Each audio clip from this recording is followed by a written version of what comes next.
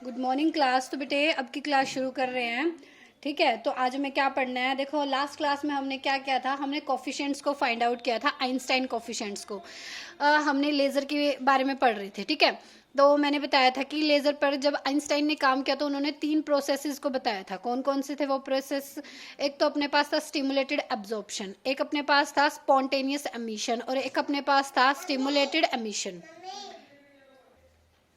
ठीक है, तो हमने वो 3 प्रोसेसेस के बारे में पढ़ा था। लास्ट क्लास में हमने तीनों जो प्रोसेसेस थे उनके लिए क्या है, आइंस्टाइन ने कुछ कोफिशिएंट्स डिफाइन किए थे। ठीक है, तो उन्हीं कोफिशिएंट्स को हमने पढ़ा था, उनके बारे में एक दूसरे के साथ उनका रिलेशन देखा था। ठीक है, तो आज हमें क्या पढ़ना है। देखो हमने उन तीनों प्रोसेसेस में अपने पास एक था स्टिमुलेटेड एब्जॉर्प्शन। ठीक है, एब्जॉर्प्शन में क्या होता है, जो पार्टिकल होता है वो हमारा लोअर स्टेट से हायर स्टेट में एब्जॉर्ब होता है।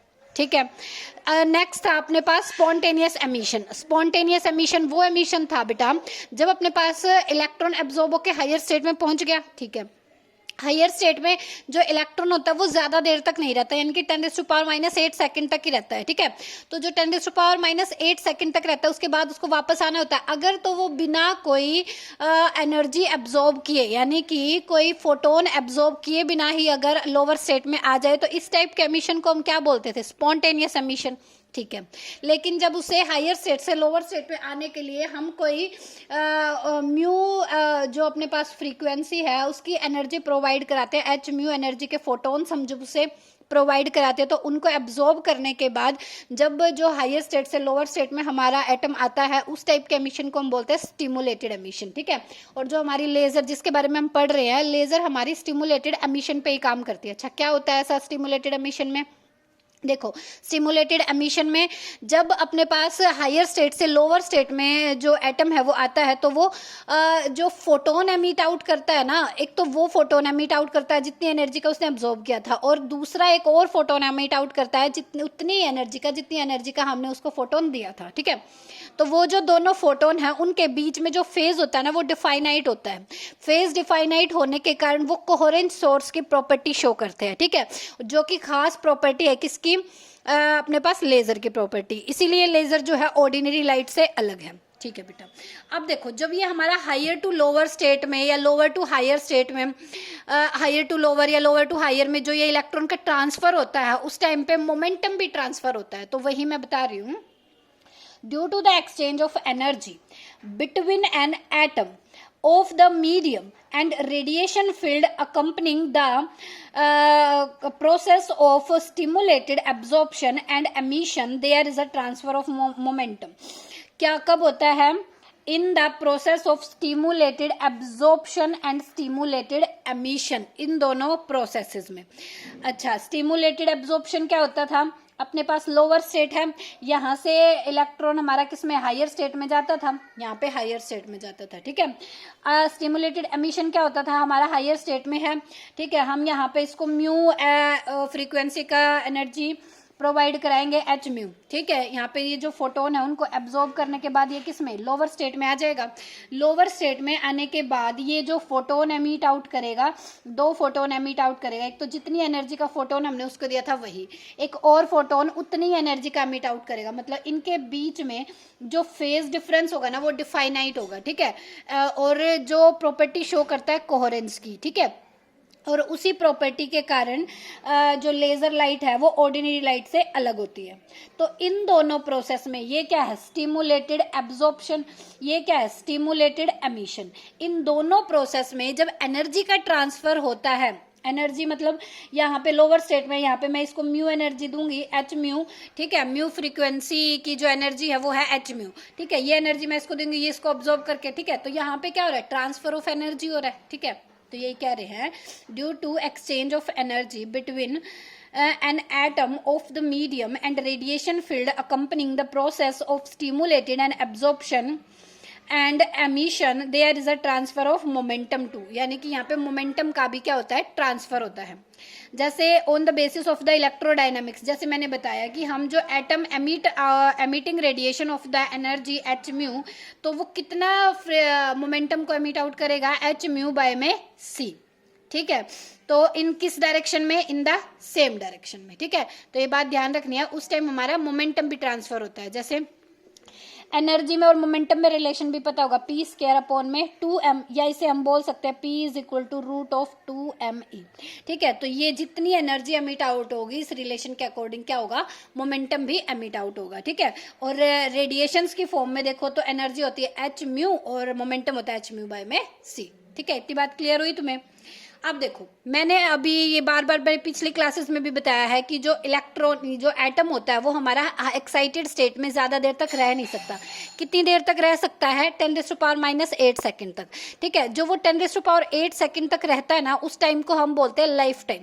मतलब एक्साइटेड स्टेट में किसी भी एटम के रहने का जितना समय होता है वो हमारा होता है लाइफ टाइम। ठीक है, आज हम उसी को फाइंड आउट करेंगे। तो जो नेक्स्ट टॉपिक है हमारा वो क्या है, life time. In the transitions between different states of an atomic or molecular system, we use the concept of lifetime. ठीक है, डेफिनेशंस क्या होगी, n as the number of atom in the excited state, बहुत ध्यान से सुनना, as the number of atoms in the excited state decrease by the factor of 1/e of its initial value. Decrease मतलब वो वहां पर स्टेबल नहीं है। ठीक है, the life time defined as the average time spent by the atom in the excited state. जितना time कोई भी एटम एक्साइटेड स्टेट में स्पेंड करता है वो टाइम क्या कहलाता है, लाइफ टाइम होता है किसी भी एटम का। ठीक है, इसको कैसे फाइंड आउट करेंगे, देखते हैं इसका डेरिवेशन क्या है भाई। Now we have to show that how the lifetime of the state is excited to the transition probability. Transition probability मतलब वो कुछ probability तो होगी उसकी एक स्टेट से दूसरी स्टेट में जाने की। ठीक है, इन transition probability और उस रेट में क्या है, रिलेशन फाइंड आउट करेंगे। Let an atom is excited to state n state तक वो एक्साइटेड हुआ है। ठीक है, and the probability that it leave the state, और उसकी प्रोबेबिलिटी कितनी है उस स्टेट को लीव करने की, इन टाइम इंटरवल dt। ठीक है भाई, ध्यान से सुनना, हमने मान लिया कि एटम जो है n स्टेट में है और इस स्टेट को लीव करने की उसकी जो प्रोबेबिलिटी है उसको मैं p मान लेती हूँ। कितने टाइम में लीव करेगा, dt टाइम में। तो प्रोबेबिलिटी क्या आ गई, p dt। इतनी बात क्लियर हुई, प्रोबेबिलिटी क्या आ गई, p dt।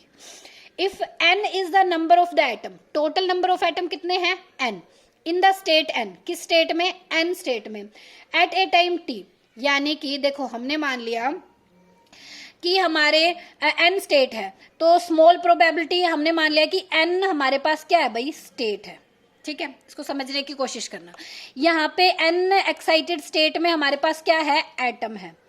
इस एटम को इस स्टेट से लीव करने की जितनी प्रोबेबिलिटी है वो मान ली मैंने p है। ठीक है, तो अब मैंने मान लेती हूं कि हमारे पास n नंबर ऑफ एटम्स हैं, तो हमने मान लिया dn एटम्स वो हैं जो लीव करेंगे, तो इनके लिए जो प्रोबेबिलिटी होगी वो dp होगी। कितने टाइम में लीव करेंगे वो मैंने मान लिया dt टाइम में। ठीक है, if n is the number of the atom in the n state at a time t, then decreases in the number of atoms in time interval dt is given by, यानी कि decrease हो रहे हैं। क्या हो रहे हैं भाई, डिक्रीज हो रहे हैं, तो माइनस साइन लगा दिया। Minus of dn is equal to ndp, np dp। p क्या है, प्रोबेबिलिटी है उनकी, n नंबर है, टोटल प्रोबेबिलिटी कितनी थी, p dt, इतनी थी ना, dt टाइम में लीव किया, टोटल नंबर, ये टोटल प्रोबेबिलिटी आ गई। ठीक है, वो किसके डायरेक्टली प्रोपोर्शनल, हमारे पास dn is equal to directly proportional of np dp।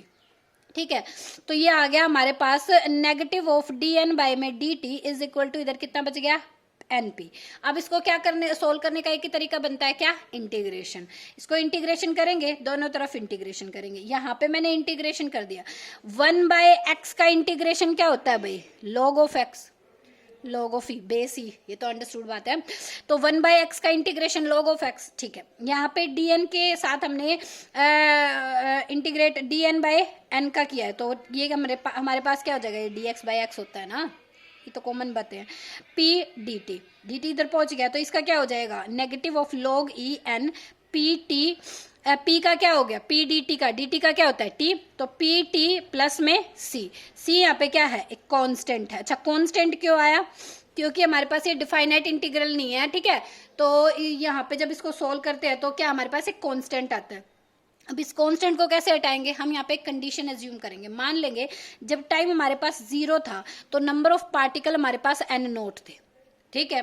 तो number of particle n not थे, यहाँ पे पुट करो t इज इक्वल टू 0, ये टर्म 0।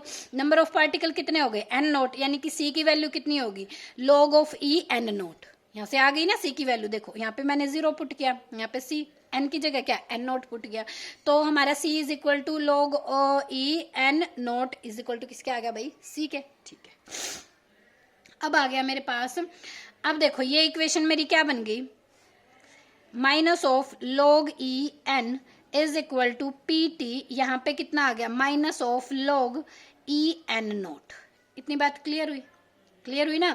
तो अब क्या हो जाएगा, ये मेरे पास इधर आएगा तो log e minus log n हो जाएगा। log m minus log n property है log m बाय n, मैं उसको लिख सकती हूँ।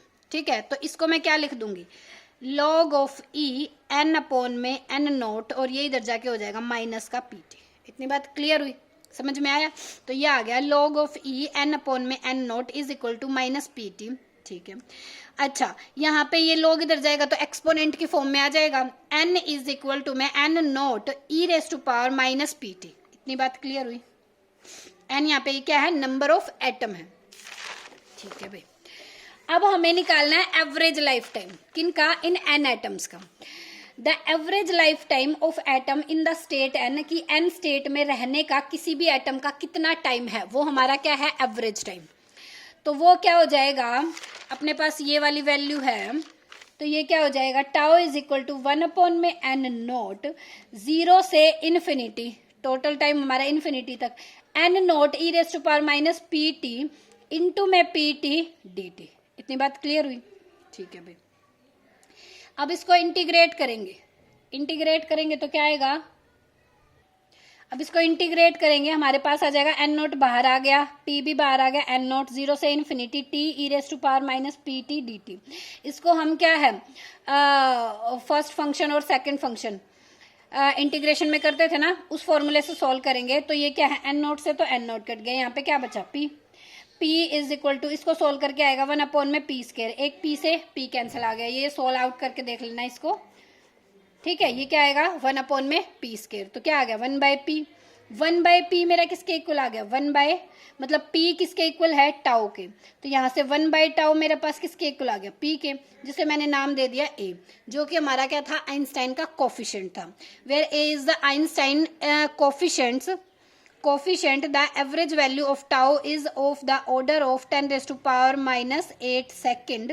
कितनी है, 10 raise to power minus 8 second. Where the excited state is general type, मतलब कि एक्साइटेड स्टेट में जितनी देर तक इलेक्ट्रॉन रह सकता है वो हमारा कितना है, 10 raise to power minus 8 second है। ठीक है भाई, तो ये आज आपको करना है, इसको इतना ध्यान से करना, कोई मुश्किल टॉपिक नहीं है, एक बार ध्यान से सुन लोगे, देख लोगे तो आपके माइंड में रह जाएगा। ठीक है, और भाई पढ़ते रहिए, all the very best, thank you.